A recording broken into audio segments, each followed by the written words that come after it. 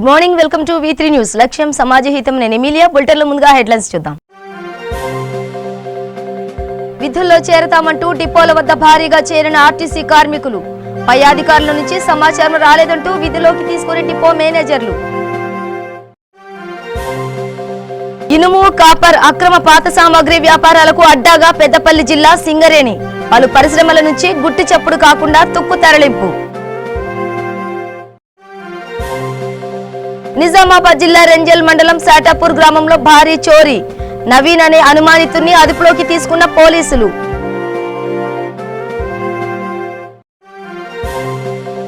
పెద్దపల్లి జిల్లా రామగుండంలోని తెలంగాణ బొగ్గుగని కార్మిక సంఘంలో వర్గ విభేదాలు. RG1 తెలంగాణ బొగ్గుగని కార్మిక సంఘం ఉపాధ్యక్షుడు గండ్రావు దామోదర్ పై దాడి.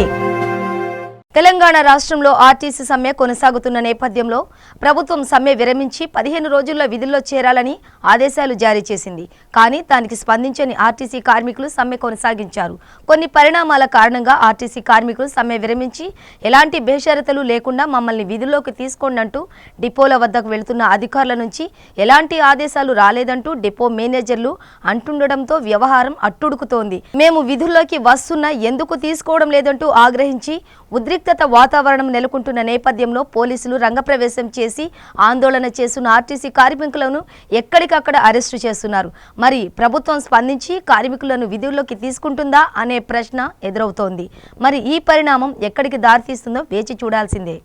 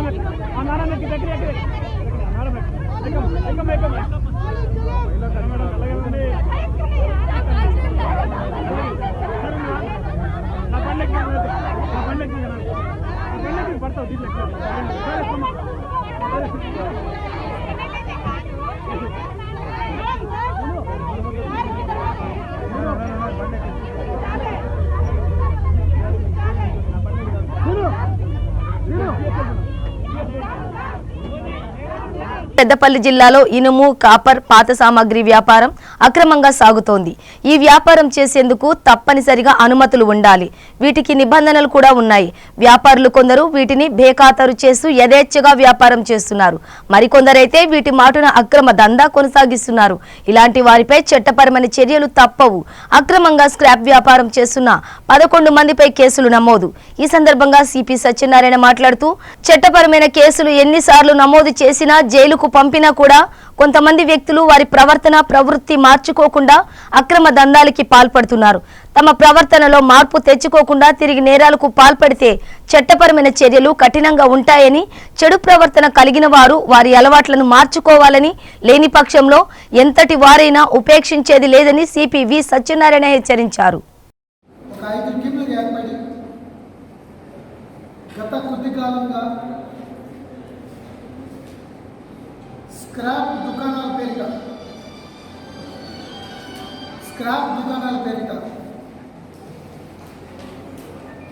ఇనుము కాపర్తో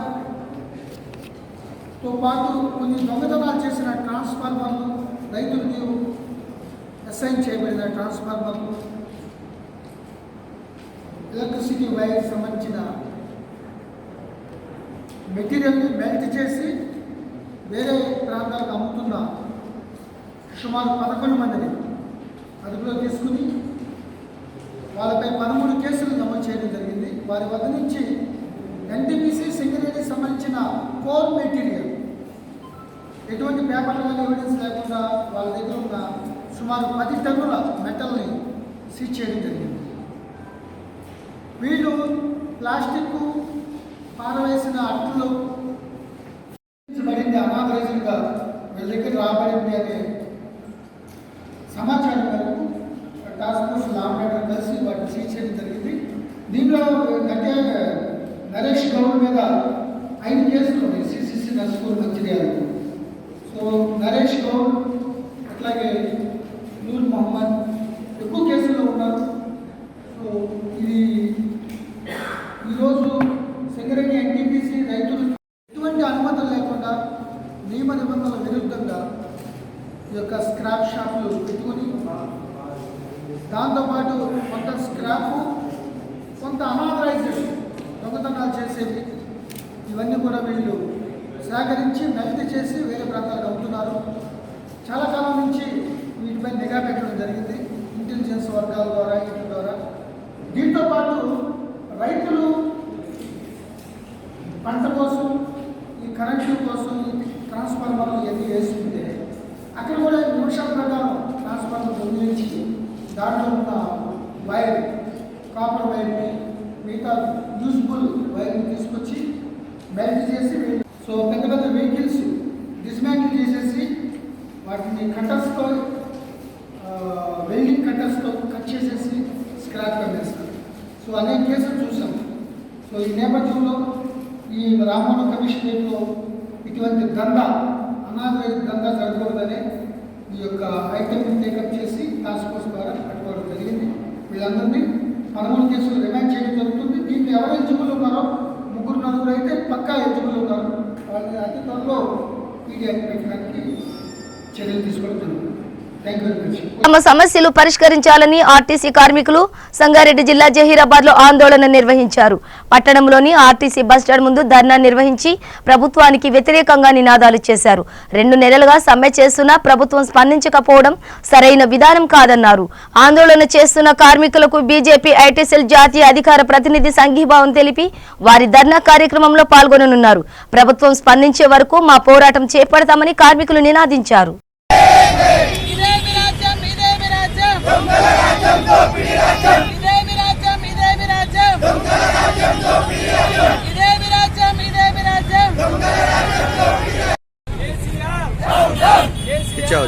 रोशन पीछे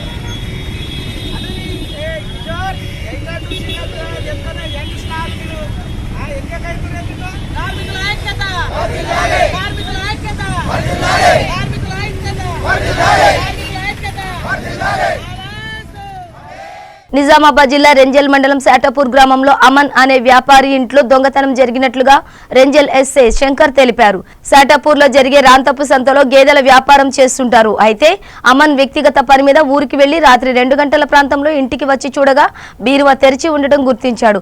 అందులో ఉండాల్సిన డబ్బులు పోయినట్లుగా గమనించిన అమన్ పోలీసులకు ఫిర్యాదు చేశారు. జాగిలాలను రప్పించి విచారణ ప్రారంభించగా అదే గ్రామానికి చెందిన పల్లెపు నవీన్ అనే అనుమానితుని అదుపులోకి తీసుకున్నారు పోలీసులు. పల్లెపు నవీన్ గత కొంతకాలంగా అమన్ వద్దనే పనిచేస్తున్నట్లు తెలిసింది. పెద్దపల్లి జిల్లా రామగుండంలోని తెలంగాణ బొగ్గుగని కార్మిక సంఘంలో బహిర్గతమైన వర్గ విభేదాలు రావడంతో రామగుండం RG1 GM ఆఫీసులో RG1 తెలంగాణ బొగ్గుగని కార్మిక సంఘం ఉపాధ్యక్షుడు గండ్ర దామోదర్ పై దాడి చేశారు. ఈ దాడిపై దామోదర్ వర్గం పోలీస్ స్టేషన్లో ఫిర్యాదు చేశారు. పోలీసులు కేసు నమోదు చేసి దర్యాప్తు చేస్తున్నారు. దాడి చేసిన వారిపై కఠిన చర్యలు తీసుకుంటామని పోలీసులు అన్నారు.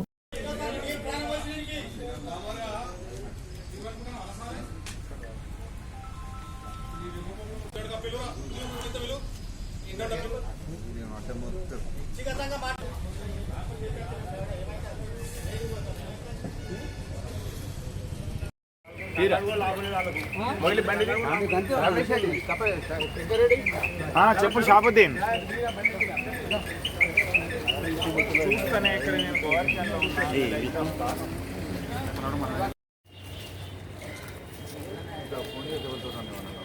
ఏమనలే మనం ఏం మాట్లాడారు ఉన్నాయి కదా రోజు ఎక్కడిది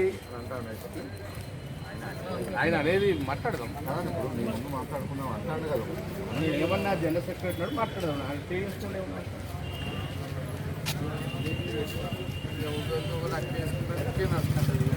హైదరాబాద్ లో ప్రముఖ మీడియా సంస్థలకు సంబంధించిన బస్సు సర్వీస్ ప్రమాదానికి గురైంది.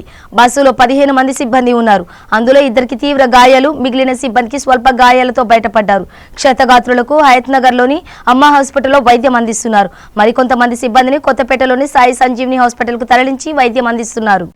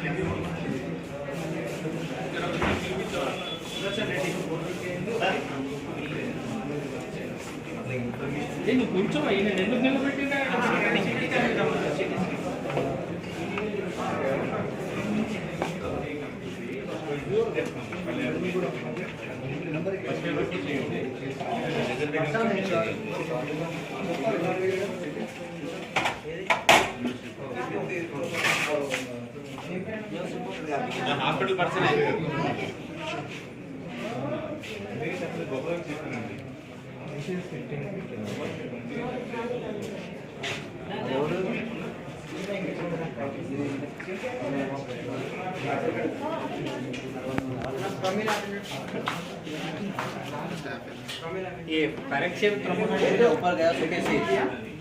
హైదరాబాద్ లోని విజయనగర్ కాలనీలో Universe Martial Arts Academy Nampally MLA Jafar Hussain Moraj చేతుల మీదుగా ఘనంగా ప్రారంభించారు. ఈ కార్యక్రమానికి DCP west zone Mohammed Mubeen Baig, police అధికారులు హాజరయ్యారు.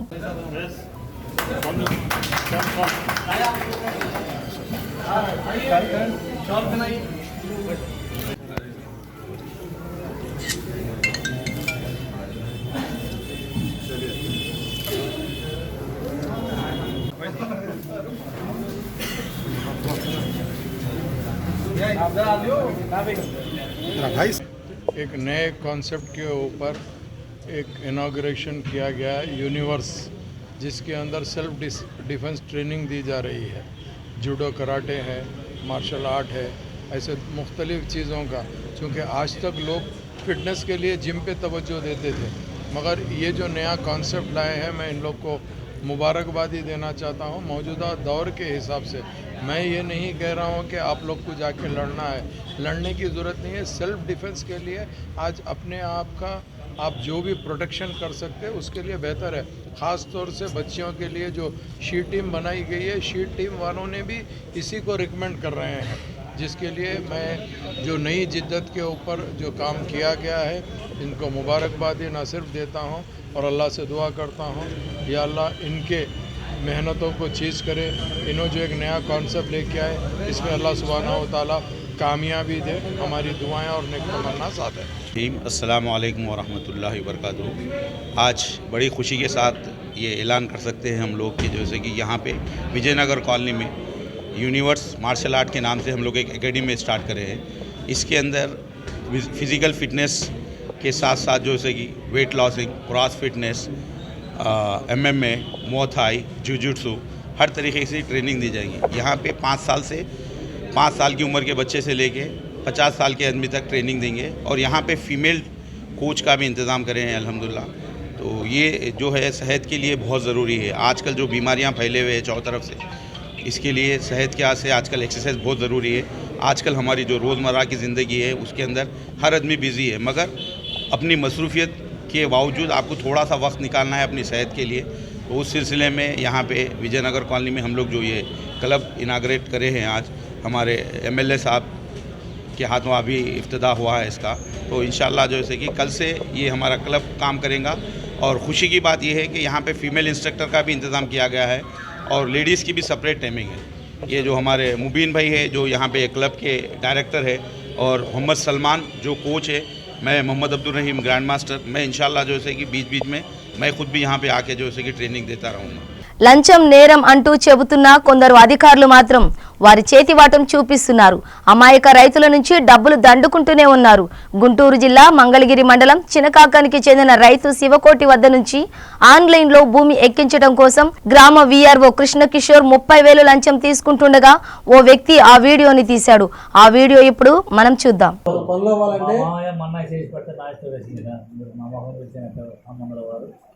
అమ్మాయికి చేసి పెట్టండి సంతోషంగా ఆడపిల్లకి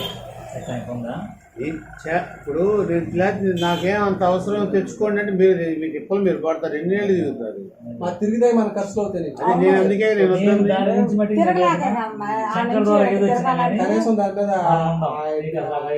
ఆయన డైరెక్ట్ గా వీళ్ళకి ఏమి చేసి పెడితే ఆయన తీసుకుంటాం. మనం ఏదన్నా అటాచ్మెంట్ రాపియాలని రాపిస్తాం ఇచ్చేసాను. నేను అది కెట్టే గారికి నేను సెటిల్మెంట్ చేసుకున్నానంటే నాకు సంబంధం లేదు, కాగితం రాసిందని రాపిస్తాడు.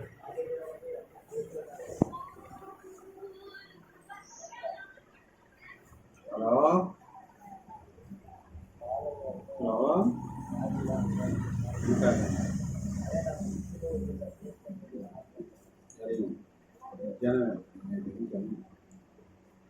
ఆడిపోయి రోడ్డు మీద ఆడించాను.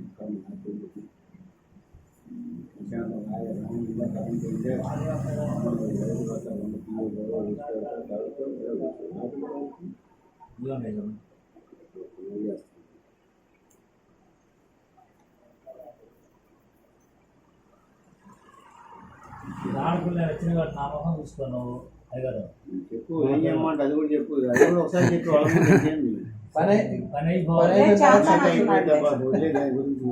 అయిన తర్వాత సంతోషంగా ఈ మాత్రం పాస్బుక్ అర్జీ పెట్టిన తర్వాత ఆఫీస్కి వచ్చి వాళ్ళు చూసుకోవాలి. 20,000 అయితే 30,000 అయితే నేను చెప్పాను, అవసరం లేదు. ఎక్కడైనా వాటి మాత్రం ఒక 10,000 చూసుకున్నాను. సంతకాలు పెట్టి వాళ్ళు పాస్ పుస్తకం ఉంది అన్నీ వచ్చిన తర్వాత పుస్తకం తీసుకెళ్ళి సంతోషం ఇస్తే ఇవ్వని లేదు, అది కూడా నాకు అవసరం లేదు.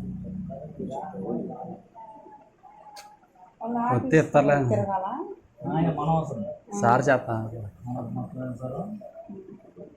10,000 చూసుకున్నాను. అలానే 2 రోజులు నేను పాస్ పుస్తకం అర్జీ ఇచ్చిన తర్వాత చెప్తాను, తెప్పించి ఆ 10,000 ఇచ్చేసేయండి. అయితే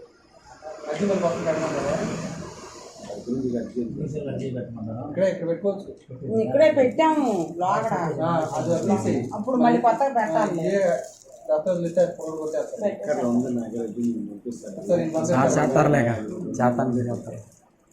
రెండు నెంబర్లు రాజన్న సిరిసిల్ల జిల్లాలో డీఎస్పీ నాయకులు వందలాది మంది మార్చి నిరసన నిర్వహించారు.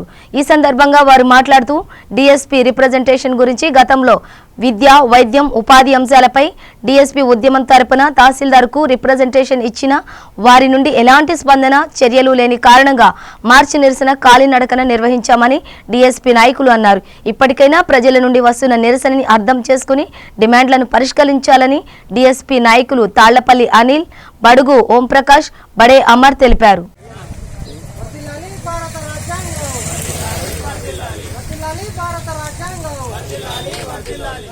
భారత రాజ్యాంగం మా పన్నుల డబ్బులతో విద్యా వైద్యం ఉపాధిని మా పన్నుల డబ్బులతో విద్యా వైద్యం ఉపాధిని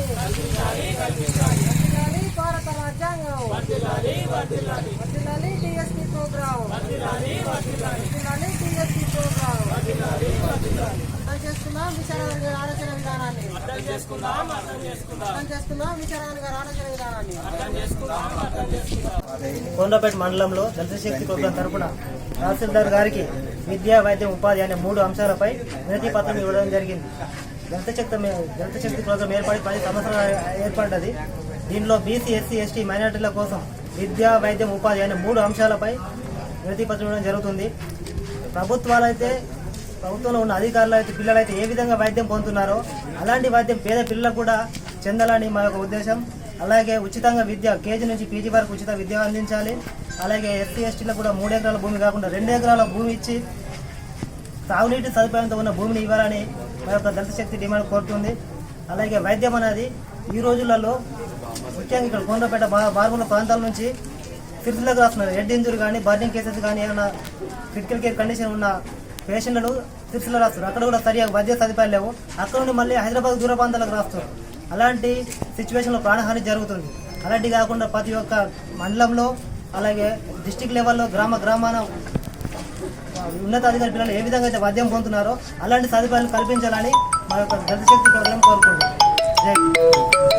దళిత శక్తి ప్రోగ్రాం ఆధ్వర్యంలో గత నెల ఆగస్టు 19, 2019 రోజున విద్య, వైద్యం, ఉపాధి అనేది ఎస్సీ, ఎస్టీ, బీసీ మరియు ఈబీసీలకు ఉచితంగా అందించి ఉపాధి కల్పించాలని కోనరావుపేట మండల తహసీల్దార్ గారికి వినతి పత్రం ఇవ్వడం జరిగింది. అయితే దానికి ఎలాంటి స్పందన లేకపోవడంతో ఈరోజు రాష్ట్ర అధినాయకుని ఆదేశాల మేరకు నిరసన నడక ముగించుకొని మళ్ళీ ఒకసారి తహసీల్దార్ గారికి వినతి పత్రం ఇవ్వడం జరిగింది. ఇందులో ముఖ్యంగా విద్య అనేది పూర్తి ఉచితంగా ఎస్సీ, ఎస్టీ మరియు ఈబీసీలకు పూర్తి ఉచితంగా అందించి, ఒకవేళ అది అందించేంతలోపు ఈ ఎస్సీ, ఎస్టీ, బీసీలు అయితే ఎవరైతే ప్రైవేట్ స్కూళ్ళలో, కాలేజీలలో ఉండి చదువుకుంటున్నారో వాళ్లకు రాష్ట్ర ప్రభుత్వమే ఫీజులు చెల్లించాలని, అలాగే వైద్యం ఈ ప్రజలందరికీ, రాష్ట్రంలో ఉన్న ప్రజలందరికీ అన్ని రకాల సౌకర్యాలతో, ఒక కార్పొరేట్ హాస్పిటల్లో ఎలాగైతే అత్యాధునిక సౌకర్యాలు ఉంటాయో అలాంటి సౌకర్యాలతో ప్రతి గ్రామంలో, మండల కేంద్రాలలో, జిల్లా కేంద్రాల్లో ఏర్పాటు చేసి ప్రజలందరికీ ఒక మంచి ఆరోగ్యాన్ని, మంచి వైద్యాన్ని అందించి ఆరోగ్యవంతులుగా ఉంచాలని కోరుకుంటూ సంగారెడ్డి జిల్లా జరాసంగం మండలం మడివాల రజక సంఘం జరాసంగం మండల అధ్యక్షుడు, గౌరవ అధ్యక్షులు, ప్రధాన కార్యదర్శులుగా జహీరాబాద్ రజక సంఘం డివిజన్ అధ్యక్షుడు ఆల్గోల్ ఒక్కన్న ఆధ్వర్యంలో నూతన కమిటీని ఏర్పాటు చేశారు. ఈ కమిటీలో గౌరవ అధ్యక్షుడిగా వనంపల్లి గ్రామానికి చెందిన శివన్నను ఎన్నుకున్నారు. అనంతరం జరాసంగం మండలం రజక సంఘం అధ్యక్షునిగా మెదపల్లి గ్రామానికి చెందిన లక్ష్మణ్ ఏకగ్రీవంగా ఎన్నుకున్నారు. ప్రధాన కార్యదర్శిగా కొల్లూరు గ్రామానికి చెందిన పాండు, వర్కింగ్ ప్రెసిడెంట్గా కొల్లూరు దిగంబర్ను ఎన్నిక చేశారు. కొత్తగా ఏర్పడిన రజక సంఘం సభ్యులు అందరికీ ధన్యవాదాలు తెలియజేశారు. కోరిక మేరకు హోదా మీకు ఏమేమి హోదా ఇచ్చారు చూసుకోండి అన్న, ఆ హోదా చెప్పండి. గారిని డివిజన్ రజక సంఘం తరపున నియామక పత్రము ఇవ్వనైనది.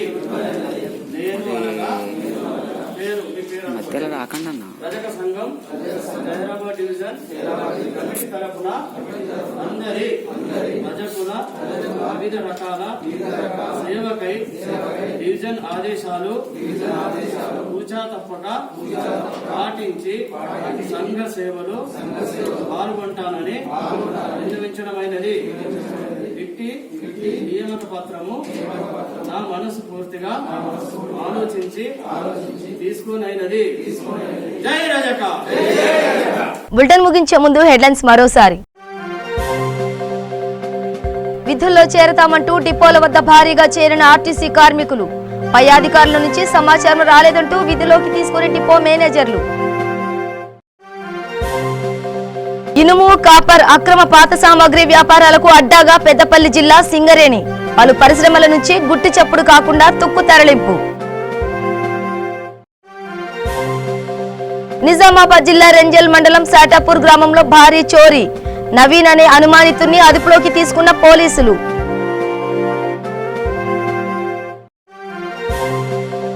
పెద్దపల్లి జిల్లా రామగుండంలోని తెలంగాణ బొగ్గుగని కార్మిక సంఘంలో వర్గ విభేదాలు.